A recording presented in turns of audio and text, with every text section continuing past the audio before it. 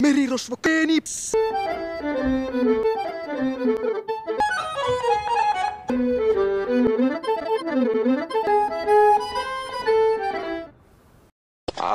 Huomenta. Hei. Pissatimainen. Seppo.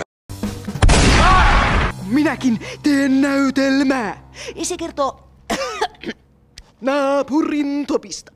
naapurin Topi on sellainen Tapuklainen vitu. Topi.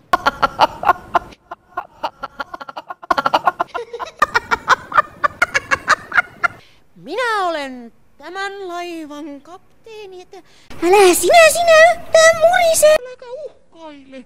Ja sinä et ole mies vaan nais.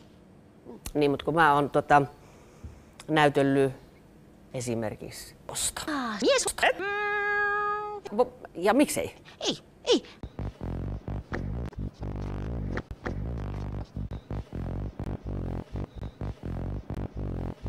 Esimerkiksi kun naapurin Topi tulee Iloisesti merirosvon.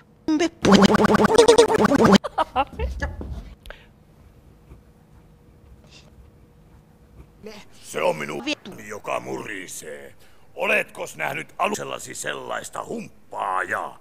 Sellaista, joka hyppii ja pomppii musiikin tahtiin. Humppaa. Kaipaatko tanssiseuraa? Ei, kun tiikerikatat syövät humppaajia.